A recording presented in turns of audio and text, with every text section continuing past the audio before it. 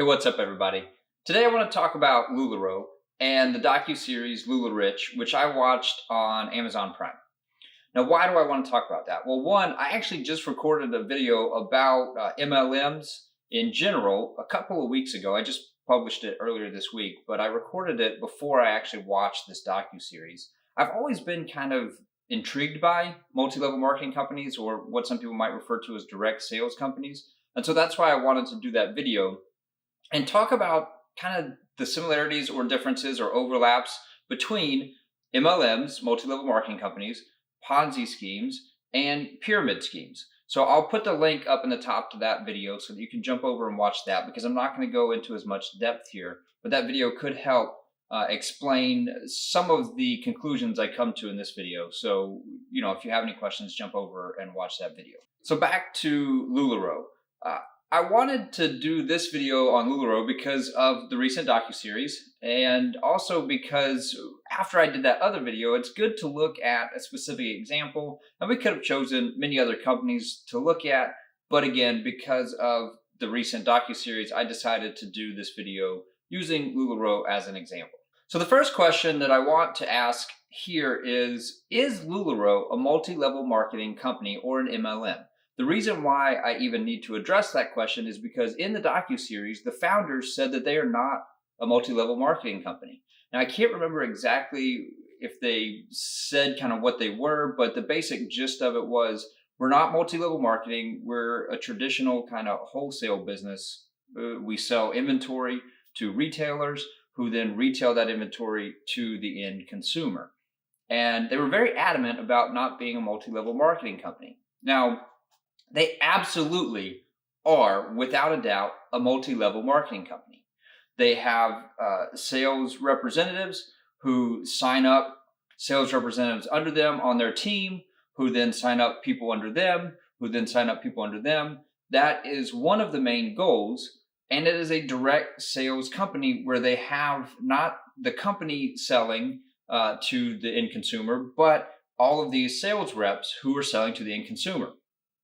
It's different because it's these individual independent kind of contractors who are doing this and not a traditional retail store. So they are set up as a multi-level marketing company. Why they were so adamant against saying they were multi-level marketing, I'm not sure. Again, if you jump over to that other video, I say that not all multi-level marketing companies are pyramid schemes. Some are, but not all of them are. So I think that because people really attribute and connect in their minds MLM to pyramid scheme, they wanted to avoid the MLM category. By saying that it's an MLM, I'm not necessarily saying anything negative about LuLaRoe, but it absolutely is a multi-level marketing company. It fits the definition from the Federal Trade Commission to a T. That's what it is. All right. The next question is LuLaRoe a pyramid scheme? Because we said that some MLMs are pyramid schemes, but not all are. Well, let's look at some of the facts. And again, when I say facts, I'm talking about what was represented in the docuseries. And I know you might think that the docuseries was kind of an attack piece or whatever, but that's what I have to go on.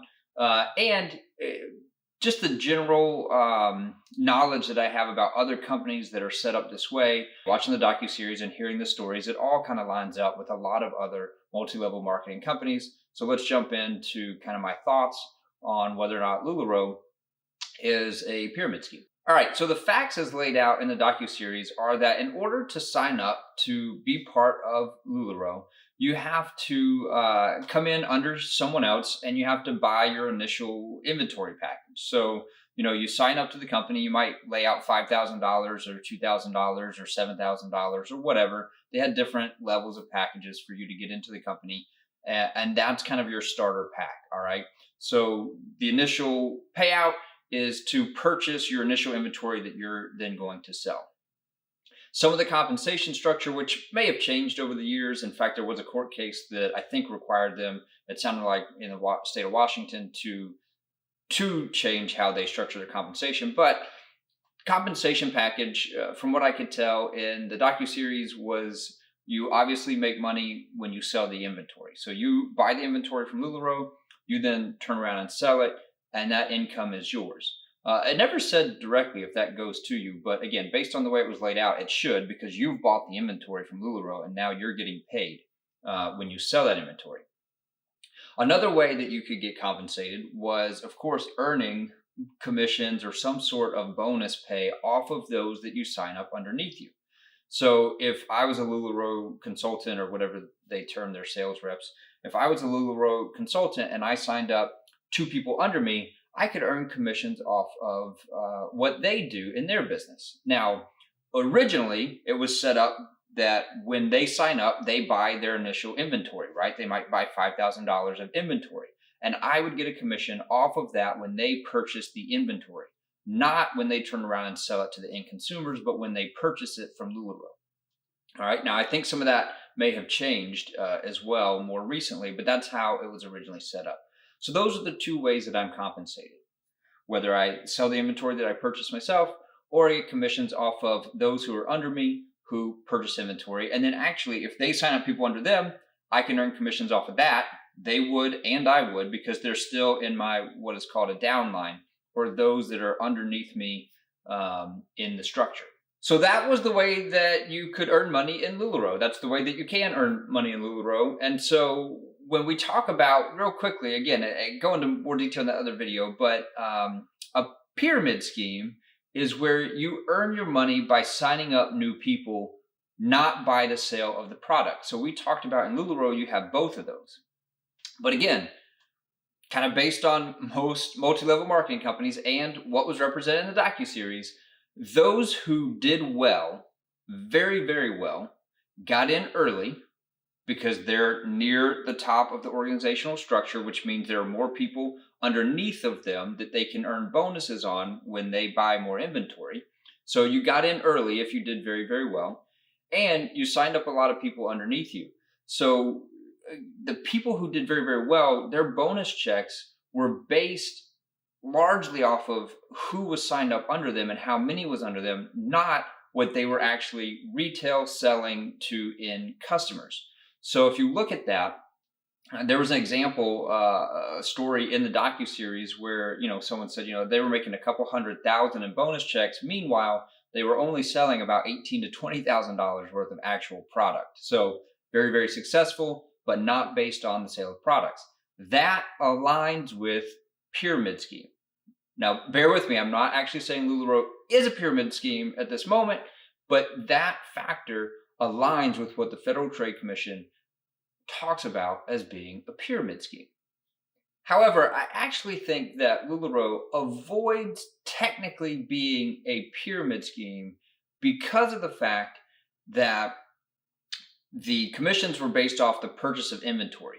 People were not paying a sign-up fee or like an entrance fee just to be a member or a part of LuLaRoe. They were actually spending $5,000 to get inventory that it was then up to them to sell to the end consumer, and the people above them were earning commissions off of that purchase of inventory. And because of that, I think that they have technically avoided being deemed a pyramid scheme. All right, because it's not just kind of based on that perpetual signing up of people and the payment of entry fees just to be a part of the company. It's actual purchase of inventory. That's a huge critical factor. However, again, another however, I'm going to say that I don't really care how many MLMs, and I wasn't too harsh in my first video about MLMs and whether or not they were pyramid schemes.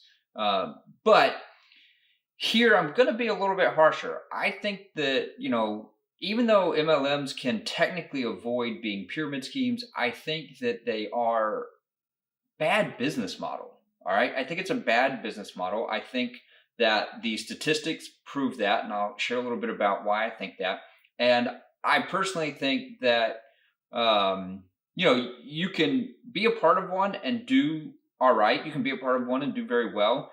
But I would personally recommend that you avoid them simply because of the way that they're set up. Statistically speaking, it's somewhere like 99.3 to 99.9%, depending on kind of the source you see or where you go, that is the failure rate for those who are part of this type of business structure at MLM or direct sales company. All right, 99.3 and 99.9%. Now you may say, yeah, you got to hustle to be in business for yourself. You've got to hustle, but to be in business for yourself, the failure rate is much lower for those who start their own business in general versus those who are in a direct sales or multi-level marketing company. Much lower. So another reason why I think that MLMs are something to avoid is because there's no protection of your geographic area. In fact, the business model goes against your goals as a small business owner. So, as a small business owner in a CPA firm, I don't want to sign up every single person on my street to be a tax preparer, because that's more people in my network that someone else could go to for their taxes. All right. The very structure of the multi-level marketing company is to sign up as many people underneath you as you can. But what that does is it means that there's less chances for you to make money off the sale of product, because you've just taken people who are in your network, turn them into sales reps, and now the people that you're trying to sell to all have multiple people to buy from. Now, of course, you sign up someone else and they have a slightly different network than you, but my main point here is you're saturating the market. All right. And because of that, because that the drive is to sign up more people under you, because again, you make more money off of signing people up under you than you do actual sale of product. And even if they don't say that you make more money off of it, it's clearly a very big goal to sign up people under you in this strategy, because you're going to make money that way. But you can't do that forever. You can't continue to constantly sign up people under you. So that's why if you get in early, obviously, if you're number 1 or number 2 or number 100 in this company, it's going to be much easier to sign up people under you who actually have different networks to sell to than if you're, say, number 90,000, which is as large as LuLaRoe got according to that docuseries. So if you think about it, you're the first person in your small town. You sign up 2 to 3 people. They've got slightly different networks than you. You're doing all right.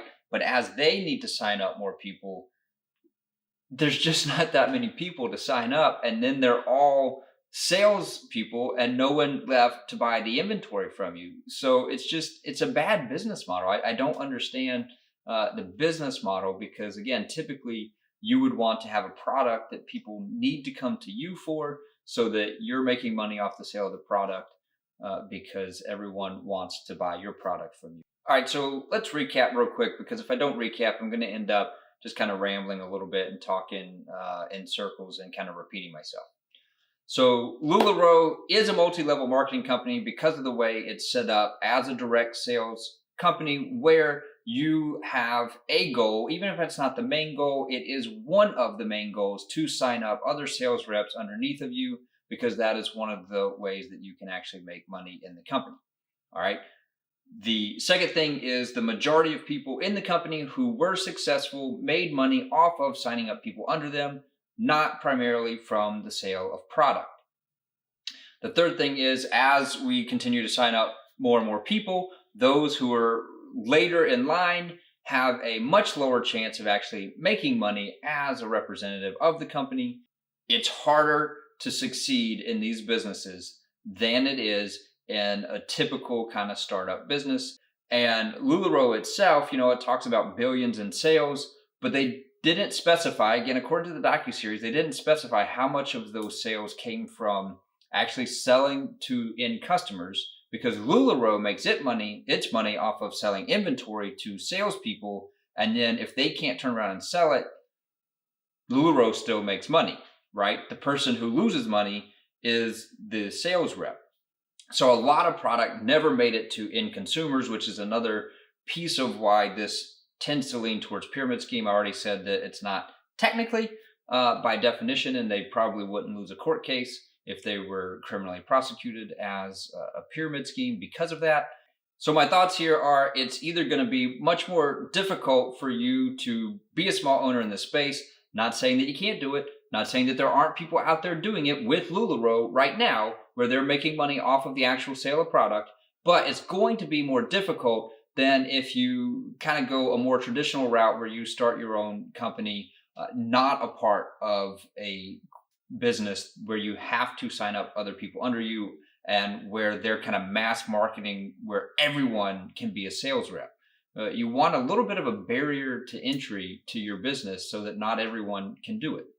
Want to tell them what's broken?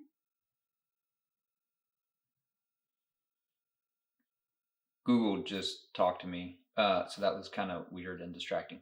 I wouldn't personally get into an MLM because I think that the business model, you have less of a chance of success because the goal of the parent company is to get as many sales reps as possible to buy product from them so that they make money. And then hopefully, I mean, maybe they care or they don't care if you ever sell it to individuals because their goals aren't aligned with yours. Once you buy the product, they don't really need you to sell it because what they do is they come in and a lot of times will encourage you, oh, you need new product or that product's out of date. So you need more product. So their goals are not aligned with yours. They're not there to help you succeed. They're there to make money themselves. So I wouldn't personally join one because I think that there's other business models that have a higher chance of success than jumping into one of these direct sales companies where the company itself is not aligned with your goals and where you're going to quickly saturate the market if it's a popular company. Now, if you get in early, you have a much higher chance of actually making money in these companies. You do have to sit with the fact that you know that as you sign up people under you, you're going to make money off of them, and they have a harder time of signing up people under them. Now, it doesn't mean that they can't hustle and work hard just like you did and sign up more people. They can do that, but they're going to have a harder time. And then as they sign up more people, they're going to have a harder time simply because the company is growing. There's not an unlimited number of sales reps out there in the country or the world. And of all the available people, lots of them aren't going to be interested in this type of business. So that's even less number of people who are actually even potential salespeople because there are some that just aren't ever going to want to sell that product or any product or be in that line of business. So your pool of people is going to get smaller and smaller.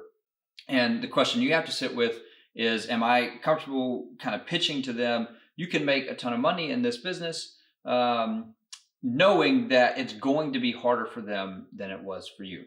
One other piece that is critical to the direct sales or the MLMs is really their marketing pitch. And this is the piece that actually drives me crazy more than any other aspect. Again, you could be part of LuLaRoe or any other company, and you could be focused on selling the product and making money off of the product. That is a completely 100% legitimate business. And, I would encourage you to continue to do that if that's where you're at right now, even if it is in LuLaRoe.